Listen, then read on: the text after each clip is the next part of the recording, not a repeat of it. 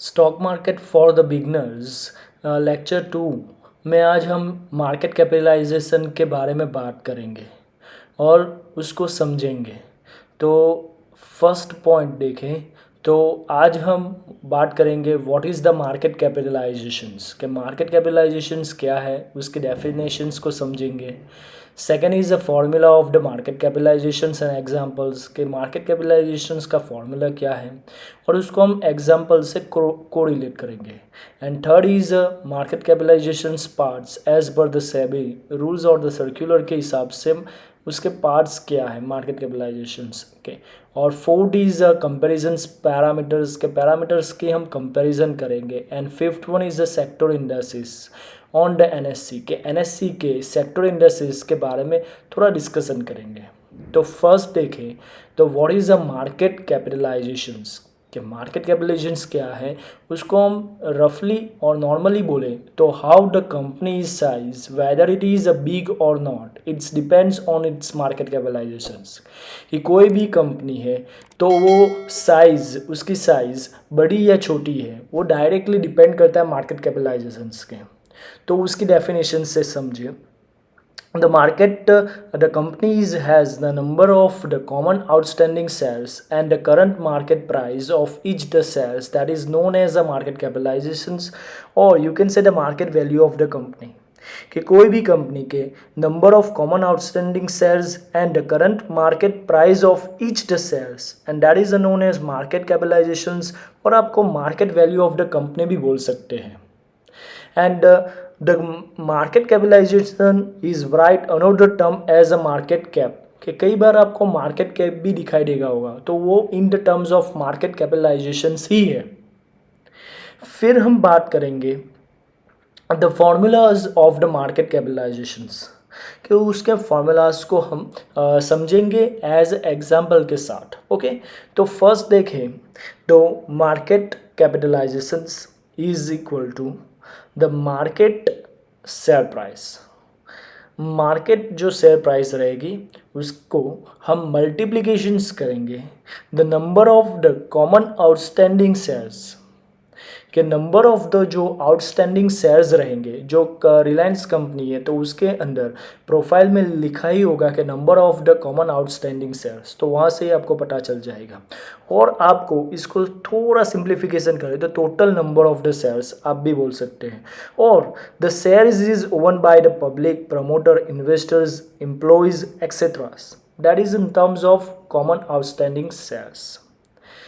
फिर आपके सामने जो पिक दिखाई दे रहा है वो है टॉप निफ्टी 100 है स्टॉक, उसमें एज ए कैपिटलाइजेशंस के हिसाब से रिलायंस अभी टॉप पे है जिसका कैपिटलाइजेशन 17,40,000 के करीब है। Second one is TCS, third is HDFC bank and fourth Infosys को हम जो फॉर्मूला है उसके साथ समझेंगे। तो हम first example RIL means Reliance market capitalisations की बात करें तो is equal to market share price. Market share price को आप लास्ट ट्रेडेड शेयर प्राइस वो आप पिक में देख सकते हैं कि लास्ट ट्रेडेड शेयर प्राइस आप यहाँ पे लिखना होगा multiplication of number of outstanding shares. मैंने आगे भी बोला है कि ये आपको रिलायंस की प्रोफाइल में मिल जाएगा कि टोटल नंबर ऑफ शेयर्स कितने हैं। तो market last traded share price 2699 in multiplications of number of outstanding shares 644.71 crore करें तो उसका जो फाइनल 17,40,072.29 करोड़ होता है। तो एज इट इज यहाँ से आपको पता चलेगा कि हम इसका मार्केट कैपिटलाइजेशन ऐसे फाइंड करते हैं और इससे पता चलेगा कि कंपनी कितनी बिग है और कितनी स्मॉल्स है।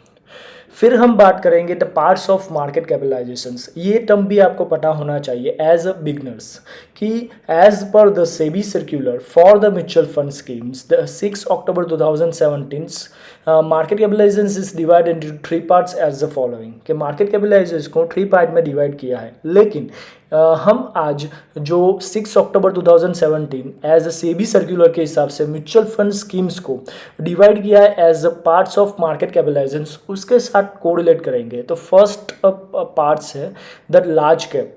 लार्ज कैप को आप कई जगह अपने ब्लू चिप कंपनी भी बोला है तो वो लार्ज कैप में आएगी। Second is mid cap. Market capitalisation का सेकंड पार्ट है मिड कैप, जो मीडियम साइज कंपनी आएगी, एंड स्मॉल कैप मीन्स उसके अंदर स्मॉल साइज कंपनी इंक्लूडेड होगी। तो फर्स्ट हम देखें एज अ लार्ज कैप। तो लार्ज कैप के अंदर बात करें तो उसके अंदर टॉप फर्स्ट लेके 100 तक की company as per the market capitalisations शामिल होगी। The represents about the 74.8% market कैपिटलाइजेशंस।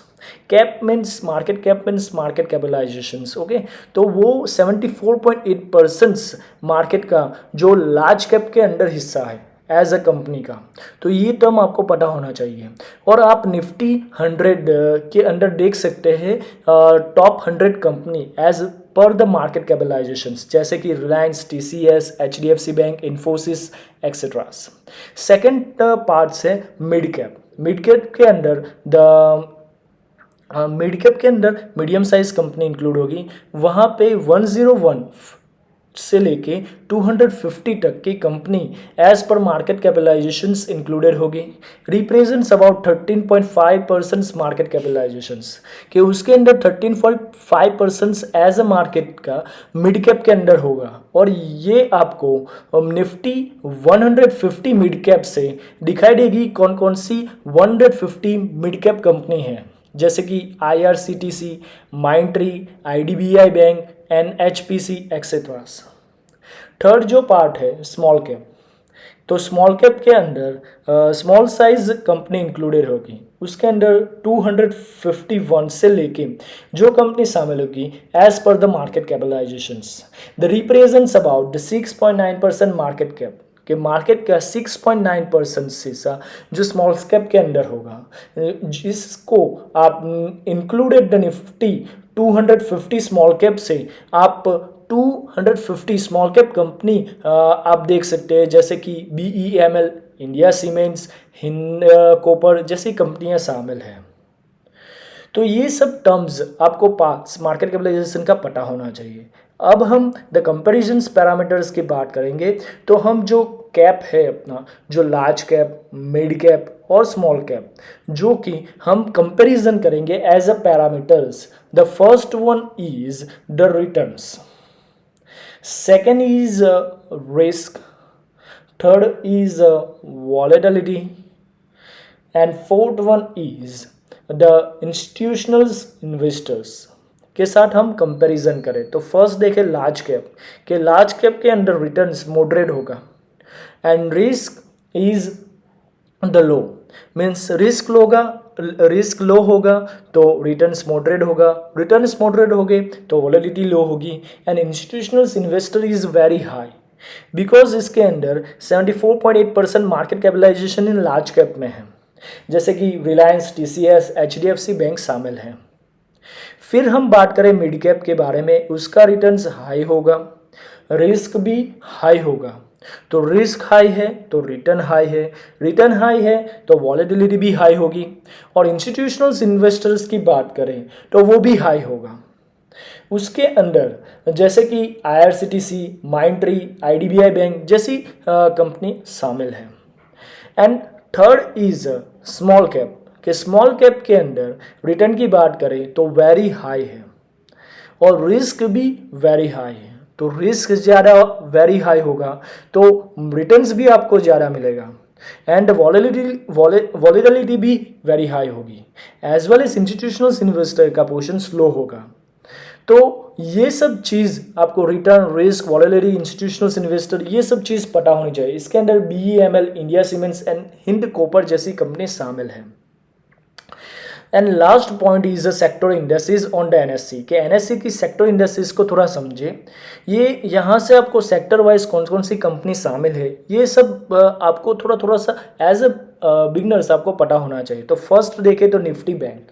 तो निफ्टी बैंक के अंदर IDFC first bank, SBI, HDFC bank, BOB and ICICI bank है, means private and PSU bank शामिल है।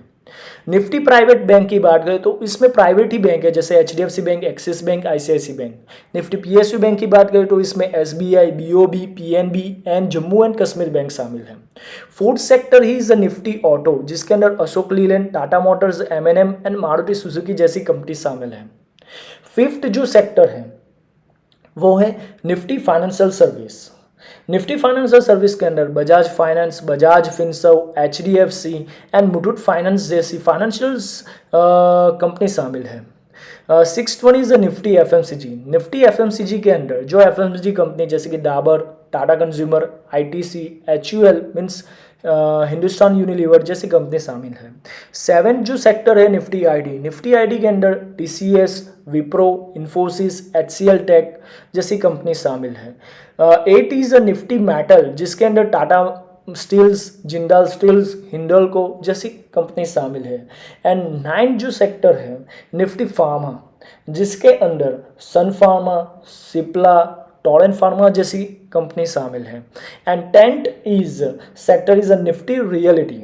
निफ्टी रियलिटी के अंदर गोदरेज प्रॉपर्टीज, सनटेक, प्रेस्टीज जैसी कंपनी शामिल है। And 11 is the Nifty media कि इसके अंदर PVR, dish TV, network 18 and sun TV जैसी कंपनी शामिल है। तो सेक्टर्स एज अ बिगनर्स आपको सेक्टर वाइज भी पता होना चाहिए कौन कौन सी कंपनी अंदर है, as well as market capitalisations की भी आपको पता होना चाहिए। तो इससे आपको कौन सी कंपनी बिग है, कौन सी स्मॉल है, इसको आपको पता चलेगा।